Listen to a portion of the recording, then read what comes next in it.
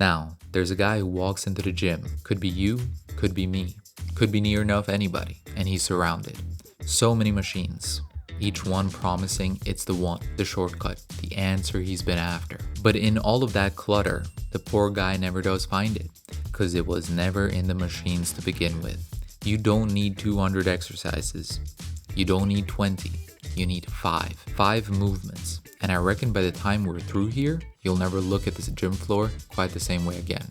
Your body, this thing you've been hauling around your whole life, it wasn't built for machines. It was built long before any of this to do a handful of useful functional things.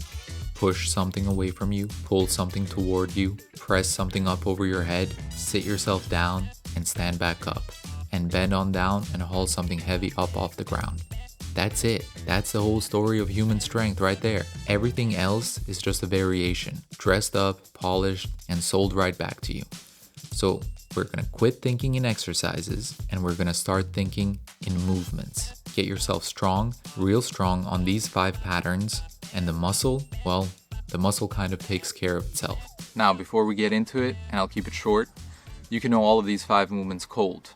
Write yourself the prettiest little program on a piece of paper. Color it in, laminate the thing, and you will still stall out. Happens to a lot of people.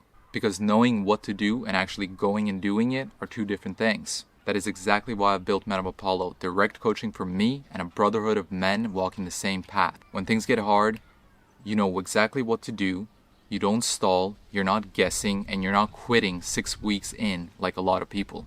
That's the whole difference between a plan on paper and a body that actually changes. So, doors open. Links in the description below. Check it out. Now, let's move on to the 5. Number 1, the dip. Now, I've heard it called the upper body squat, and I'd say that's about right. Here's what tickles me about the dip. Walk into any gym and just watch. Some men, strong looking fellas, they'll give that dip station a look like it owes them money. It's too hard, it's too uncomfortable, makes them feel weak, and I always think, well, friend, that right there is the whole point. Because a dip is about as honest as it gets. It's just you lowering your whole self down into a deep stretch and pressing your way back out of it. Chest, shoulders, triceps, all of it, all at once. No seat to sink into, no padding, no machine doing the work while you take the credit. It's just you and gravity. So start with your own body weight, and one day, sooner than you think, that gets easy. So you hang a plate off a belt and you go make it hard again. Lean yourself forward, you cook the chest. Sit up tall, you torch the triceps. Same movement, start to finish. Number 2, the pull-up, the great equalizer, I like to call it. You want to take the real measure of a man's strength? Don't ask him what he benches. Everybody's got a number for that, and half of them are lying. No, you ask him how many clean pull-ups he can do, because you can fool a barbell. You can heave it, bounce it off your chest, throw your whole back into it, but you can't really fool a pull-up bar. And this here's everything the dip wasn't. This is the whole back side of you. The lats, the mid-back, the biceps, the muscles that one day give you that shape, where you put a shirt on and it just sits different. You know the one. And when you know it, it's the same old story as the dip. Down at the bottom, arms stretched up over your head, your lats pulled out long under the load. That right there is the money. Body weight first. And I'll be straight with you. Most guys never even get there, so that's your real goal to start. Then you go and play with it.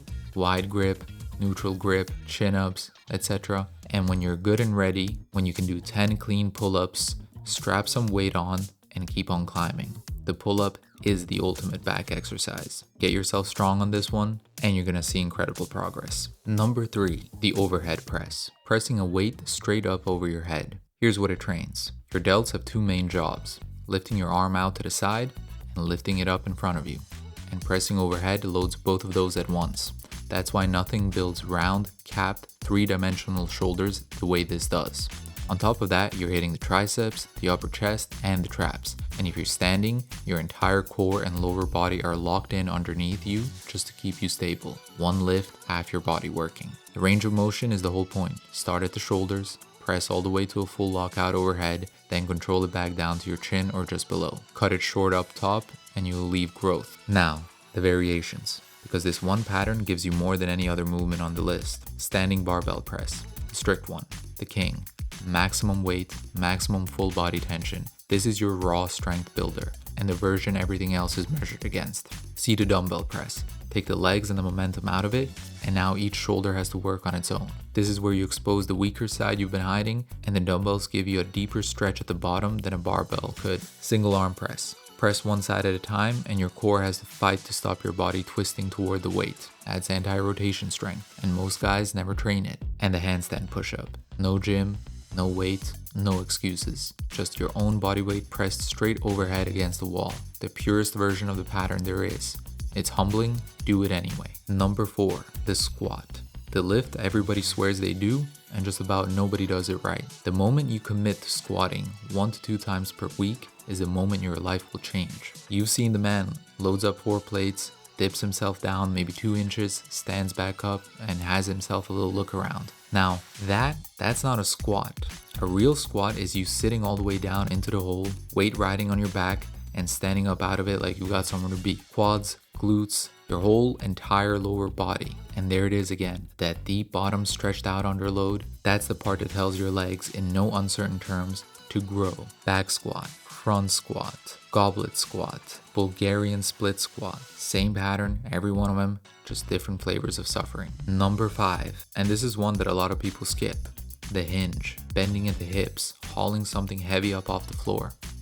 If the squat was the front of your legs, this is the back of them. The hamstrings, the glutes, the lower back, the whole chain of you that you'll never catch sight of in the mirror. Which, near as I can tell, is exactly why people leave it be. Out of sight, out of mind, and well, out of luck. Because a man with no hinge, it's like a sports car with nothing under the hood. The deadlift's the purest of the whole lot. Just you, loaded bar, and the floor. It's about the oldest test of strength there is. Picking heavy up off the ground. The Romanian deadlift slows the whole thing down, draws that stretch out long through the hamstrings, and the hip thrust catches up the glutes up at the top. Squat and hinge together. You skip one of them, and what you've built is half a body. And one more, on the house. Because nobody ever did respect the strong fella with a soft middle, and that is the hanging leg raise. Same bar as your pull-ups, so you're fresh out of excuses. You just hang yourself there and lift your legs on up. Slow, easy, no swinging around like a kid on the monkey bars. Knees up to start, straight legs once you've developed the strength. Well, there it is. 5 movements. Turns out, you don't need 200 different machines in the gym. Only 5 movement patterns. So, stop overcomplicating it. Stop overthinking it. Simplify the whole process. Load the weight up as the months go by, and trust me, the muscle will take care of itself. If you do need that extra guidance, the door's open, you know where to find me. Anyways, that's the end of this video. Take care, gentlemen, and I'll see you in the next one.